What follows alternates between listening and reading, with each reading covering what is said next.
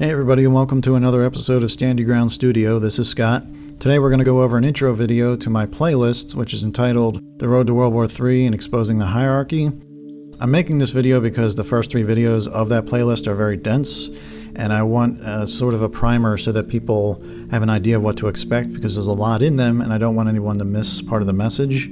And just getting right to it, what I noticed was the establishment is going to be exposing a bunch of corruption in our midst. I think it's going to have a lot to do with the GOP, which is now at war with itself. I think it's going to center largely around the Bush administration too. And I think they're going to reveal information about 9/11. They've just laid out way too much information publicly for us to not follow through on that. They're also going to be using history as a framing device beforehand so that people kind of pick up on what's going on a little bit faster.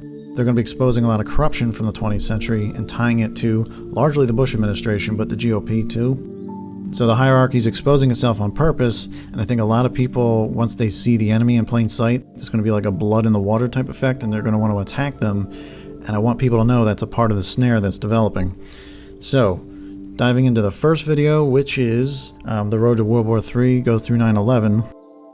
That's where I first noticed that the GOP is turning inward on itself and exposing some of what's going on. So John Boehner announced he was quitting back in September, and he talked about there's an element there who force an agenda that's no good for the country, and it could actually destabilize it and destroy it, and that they're absolutely not realistic. On the exact same day this article comes out, it's time to get very afraid. Extremist authoritarians now run the GOP, and no one can stop them.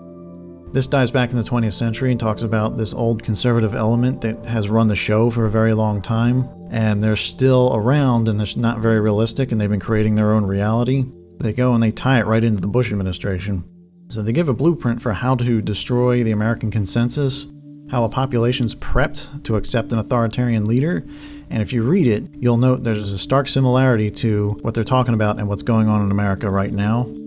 And it's hard to argue that something seemed a little bit off about the Bush administration, to say the least. They were visibly corrupt. They got in the way of the 9/11 Commission. These guys right here, who are head of the commission, went out and straight up said it was made to fail, and they put it right out in the open like that.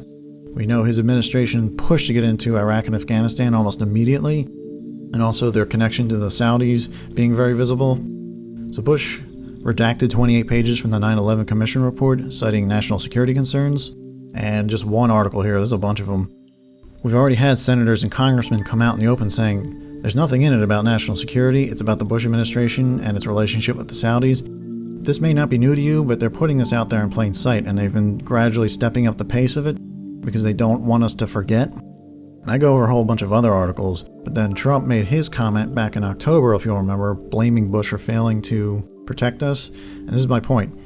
They do a media blitz, and they always do things like in very short spans of time. So right after he said this, Hillary's emails came out saying Bush and Blair planned the war a year in advance. And at the exact same time, in what I call the core mainstream media, they came out and blitzed the Bush administration all about how he failed to protect us from 9/11, took us into those two wars. What was that all about? Why are we talking about it again?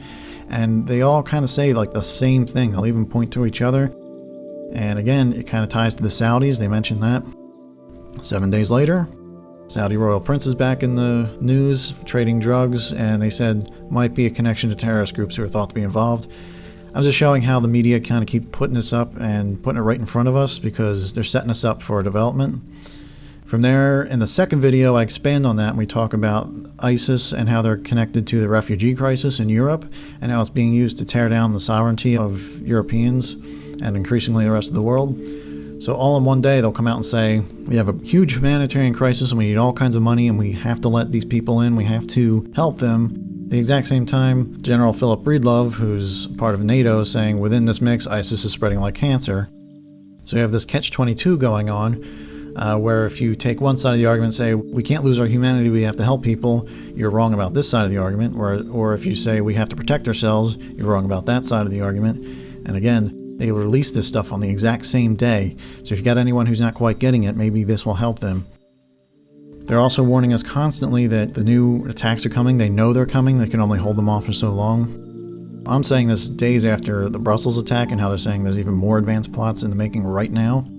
When this goes, however it goes, people are going to start asking, how did we get here? Didn't we fight a couple of wars?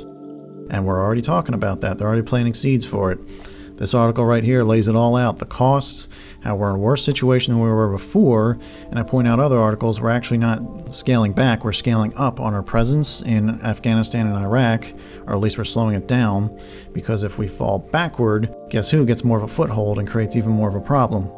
So there's this great big damning cycle that we're in, where if we fail here, then the humanitarian crisis gets larger, more ISIS gets into areas like Europe and elsewhere, more attacks, ISIS grows even larger, and so on and so on.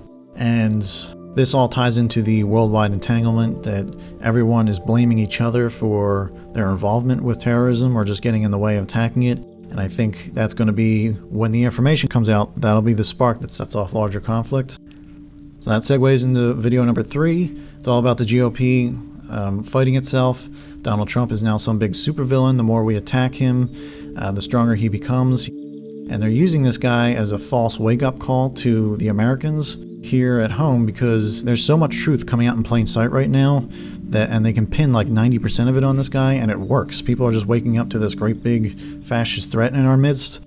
And I think that Trump is just a symbol meant to prep us for a real authoritarian leader who is still up and coming. But you can see how our past is being used to project our future. And here's that history-like element over here. He has that dustbin of history-like quality to him. And I just have one warning, is that even organizations like Anonymous is starting to sound like mainstream media. And as I was putting this together, they did that attack on Trump and they dumped all of his personal information publicly.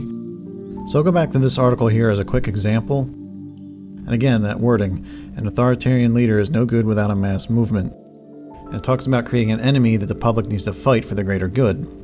So what does Anonymous go on to say? The time has come for a movement morally strong enough to do battle against the forces of evil, bigotry, and fascism that have come to the forefront of this election cycle in the United States. Morality dictates a movement of those who can neither be bought nor sold, who will not compromise in defense of the innocent regardless of their ethnicity, religion, or place of birth. So they say it twice right here. This is the enemy. This is who we're fighting. We got to become afraid. And this right here is what we're fighting for. It's the carrot on the end of the stick. We need to fight for progress. We're better than this. And I say it multiple times in that video, these guys are controlled opposition, and there are plenty others out there, and I point that out because they're there to help point out the enemy for us and lead us into what's coming. And that's where I'll end. My main point is we're being led into a pre-planned revolution, and I don't think truthers fully get that. So you can't follow organizations like Anonymous or others who are telling you to get ready and get ready to fight for your society. The elite are going to give you a bad guy, and people are going to want to attack him because there's just so much hurt in everybody. They want someone to fight. And I end every video on this note. No form of external conflict is going to save you. And I know there's a lot of stigma surrounding this, but this is why I made the channel. Only Christ can save you. This is going to happen. The question is, will you personally wake up to the snare that's developing? We can expose lies all day long, but if you don't find the truth with a capital T, it was for nothing. And I understand if you don't fully believe that, but please go over these videos and other information and just keep exploring it and keep getting the word out that we're finding out about these bad guys because we're supposed to be. And there's going to be a great big shock in the near future that's going to really dredge this up and make things really scary for everybody. So try to keep your calm, stay out of the false narrative of red versus blue, which side of history will you choose to be on, because this is a spiritual battle, not a physical one. We are in this world, not of it. We just need to spread the word about Jesus Christ and his saving grace. So if you have any questions, post them below. I'll be posting shorter videos in this playlist as I go. Thank you very much for listening, and I look forward to hearing your comments.